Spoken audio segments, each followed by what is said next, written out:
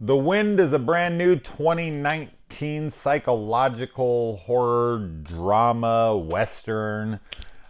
This stars Caitlin Gerard, I think is her name.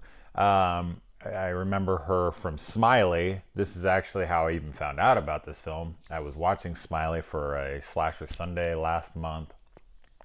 Looked up her name because I thought she was really good in the movie. Outside of the movie being horrible, I actually liked her performance and was like, I want to see more from her. So I looked it up and I was like, oh yeah, she's the chick in Insidious Last Key. Okay. And then I saw this and I clicked on it. I saw some higher ratings and I was like, oh sweet, I got to check this out. I'm finally getting to it. So she plays this character who is in the plains of like Western America during the late 1800s. She's isolated out there in a house that she has with her husband. They have lost their baby. He's gone a lot. And so she is mostly by herself. She only has interactions with this traveling guy that comes by and then another woman who lives pretty close. Mostly the film is just her feeling like there's something out there, that the wind carries evil with it, that the lands are cursed, that something's happening. And her husband is telling her that she's crazy, whatnot. It kind of reminds me a lot of something like Rosemary's Baby. Now, if you're, a fan of my channel, if you've been watching me for a while, you know that the one classic horror movie that I absolutely cannot stand is Rosemary's Baby. It's something that I've went to war with people on many times. It's my opinion. I don't tell anyone they're wrong. I've never disputed that it's a classic. I'd never say anything against it negatively towards others' opinions. I personally just find it to be dreadfully boring with zero payoff. That's my opinion on it. Clearly, plenty of people disagree with me. This was the same thing for me. I just kept watching this movie this whole time, being like, all right, I get it. I get that she's going through psychological trauma with the kid, that she's slowly losing her mind throughout. Is there really evil out there? Is she just losing it? And I can love movies like that. And sometimes they work, and I have nothing against slow burn movies. I mean, shit, I think Hereditary is the greatest horror movie of the decade, and I think that's a pretty damn slow burn movie. I love The Witch. And it's not period piece, slow burn that I disagree with either. As I said, The Witch is fantastic. So, I don't know. It's just, while I was watching it, was her performance good? Yes. Was the cinematography, was everything good? Sure, yeah. But I just never was engaged. I never felt any kind of tension. I will say this. I think every film deserves this level of attention, but we don't, of course, always give it to them.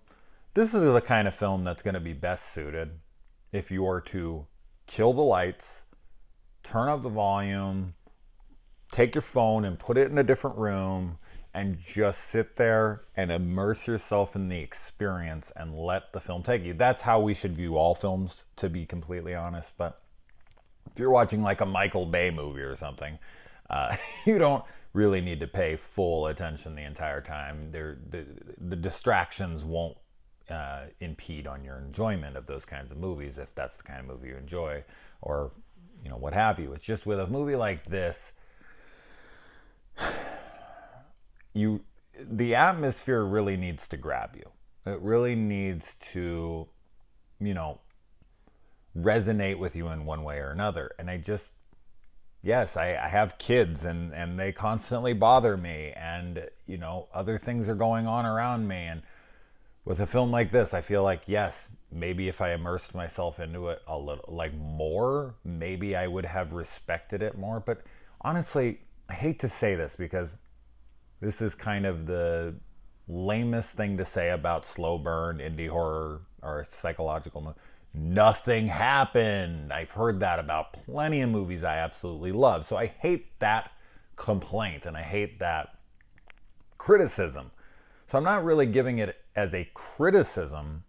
I'm just giving it as a reason where I wasn't really all that into this, because for me, and when I say nothing happened for me, I mean that nothing eventful happened that I connected with. Nothing happened throughout outside of being empathetic towards her losing her child and, you know, kind of losing her mind over it, and the isolation and her lack of connection to her husband.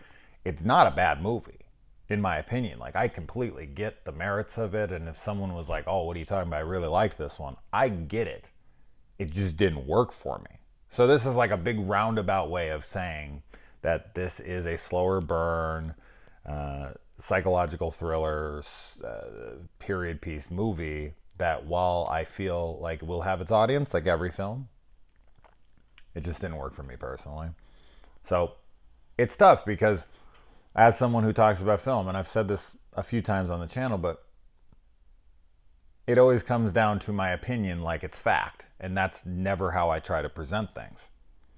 Like, I try my best to articulate why it didn't work for me, why it did work for me, why it might work for you, and why it might not work for you. So these might be things that you are like, "Oh, wow, okay, I'm interested in those kinds of movies. Like, I love Rosemary's Baby, so this might really work for me. Fantastic, you should check this out." So it's hard because, like, "Oh, Jason, should I watch the movie?" I don't know, you know? Like, here's what I saw. Performance is good. The technical aspects are well done. It was a very dull movie for me. The music didn't really hit any high notes. I honestly don't even remember it. I'm sure it was there. Of course it was. I would have probably noticed if there was no score. I mean, how many No Country for Old Men are there? A movie without a score. But it's not memorable. Like, the story, I mean, I already told you all of it, essentially. Like, I couldn't really spoil much in the movie.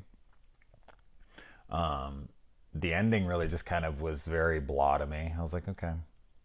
The other characters and engaging with her throughout the film didn't build anything for me. So it didn't work on any level for me. And that's kind of a shame, because it's the kind of film that I would love to come in and be like, "Yeah, here you go, check it out." Because I love slow burn psychological horror. But anyways, all right, I'm just going off. I just know that this is a movie that will have fans, and I don't want it to sound like I'm sitting here shitting on the movie and being like, "No, but I didn't like it," and that's all I can say about it. Anyways, let me know if you check it out.